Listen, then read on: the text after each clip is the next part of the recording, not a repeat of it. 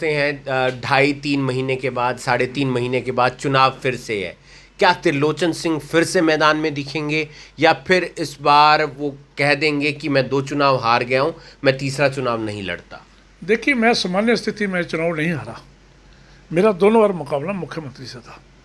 जब मुख्यमंत्री से मुकाबला हो तो सारा हरियाणा का सारा देश समझता है कि मुख्यमंत्री को हराने के लिए बहुत बड़ा सिस्टम चाहिए। तो आप तीसरा चुनाव लड़ना चाहते हैं देखिए, जो 3 महीने के बाद है? मैं क्यों नहीं लड़ना चाहूँगा? अगर पार्टी हाईकमांड कहेगी मैं चुनाव लड़ूंगा। लोकसभा चुनावों के नतीजे भी आ गए हैं, अब विधानसभा चुनावों की तैयारी है। कांग्रेस ने अपने आप को 5 सीटों पर मजबूत दावेदारी पेश कर दी है, क्योंकि 5 सीटें वो जीत चुके हैं। अगर पूरे 90 विधानसभा की बात करें तो 46 सीटों पर कांग्रेस आगे थी, लेकिन करनाल में उन्हें विधानसभा उपचुनाव में भी हार का सामना करना पड़ा और लोकसभा चुनावों में भी। लेकिन नेता अलग अलग जगह जा रहे हैं, धन्यवाद समारोह कर रहे हैं। और कल दीपेंद्र सिंह हुड्डा रोहतक से लोकसभा सांसद, भूपेंद्र हुड्डा पूर्व मुख्यमंत्री और उदयबान कांग्रेस के प्रदेश अध्यक्ष करनाल पहुंच रहे हैं। हमारे साथ कांग्रेस के नेता त्रिलोचन सिंह मौजूद हैं। क्या कार्यक्रम रखा गया है? हार के बाद आप कार्यकर्ताओं को एकजुट एक मंच पर लेकर आ रहे हैं, क्या सम्मेलन है? देखिए, लास्ट वीक चंडीगढ़ में प्रदेश कांग्रेस कमेटी के कार्यालय में मीटिंग हुई थी। उसमें यह तय किया गया कि सारे हरियाणा का दौरा करके सारे कार्यकर्ताओं का धन्यवाद करेंगे, बूथ स्तर तक के कार्यकर्ताओं का। उसी के मद्देनजर कल 16 तारीख करनाल में भूपेंद्र सिंह हुड्डा, उदयबान जी और दीपेंद्र हुड्डा पहुंच रहे हैं। जो कार्यकर्ता हैं, कहीं हारे हैं जीतते हैं वो अलग बात है, कार्यकर्ताओं ने ईमानदारी से, निष्ठा से, मजबूती से इलेक्शन लड़ा है, जिसकी वजह है हरियाणा में जहाँ हम हारे हैं वहाँ भी वोटों में इजाफा हुआ है। जहाँ जीते हो तो जीत ही गए हैं, लेकिन जहाँ पे हारी है कांग्रेस वहाँ भी वोटों में काफ़ी इजाफा हुआ है।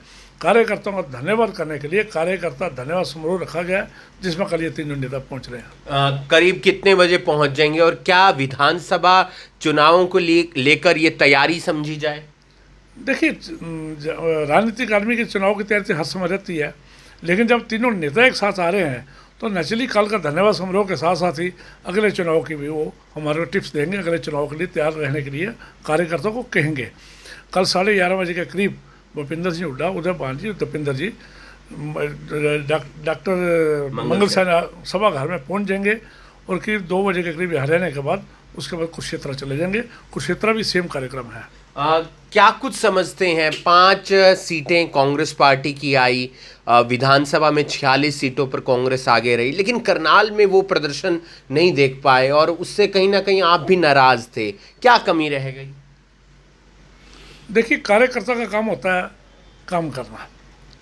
हम दोनों को जो टिकट मिली, बुद्धि राजा जी को और मेरे को भी, हम दोनों दो पूर्व मुख्यमंत्री जो बड़ी मजबूती से 9.5 साल तक करनाल में और करनाल जिले में काम करते रहे, दो मुख्यमंत्री को हराने के लिए और उनको भाजपा द्वारा उनको जिताने के लिए हर तरह के अच्छे कंडे अपनाए गए, चाहे वो पैसे का हो, चाहे वो सरकार का प्रयोग हो, जो भी हथकंडे वो अपना सकते थे उन्होंने बनाए। अगर ये दोनों हार जाते या नायब सिंह भी हार जाते, हरियाणा में सरकार गिरती और मनोज लाल खट्टर जी के जो अगला समय था वो बड़ा कष्टदायक समय रहना था। भाजपा ने उनके ऊपर विश्वास नहीं करना था, इसलिए उन्होंने हर तरह के अच्छे करने अपनाए, चाहे वो पैसे के माध्यम से वोट खरीदने की बात हो या सरकारी दुरुपयोग किया गया उस सरकार का, या जो भी उनके पास साधन थे उन्होंने उसका उपयोग किया हराने के लिए।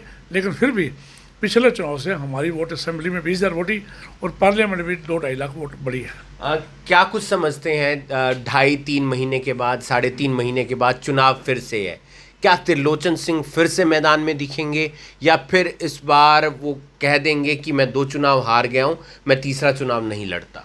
देखिए, मैं सामान्य स्थिति में चुनाव नहीं हारा। मेरा दोनों बार मुकाबला मुख्यमंत्री से था। जब मुख्यमंत्री से मुकाबला हो तो सारा हरियाणा का सारा देश समझता है कि मुख्यमंत्री को हराने के लिए बहुत बड़ा सिस्टम चाहिए। तो आप तीसरा चुनाव लड़ना चाहते हैं? देखिए, जो 3 महीने के बाद है। मैं क्यों नहीं लड़ना चाहूँगा? अगर पार्टी हाईकमांड कहेगी मैं चुनाव लड़ूंगा, और क्योंकि मेरी वोट पीछे से बढ़ी है, 20,000 वोट बढ़ी है, 55,000 हो गई है। जब 20 बार और बढ़ गई तो 75,000 हो जाएंगे। 75,000 में हमारी नैया पार होती है।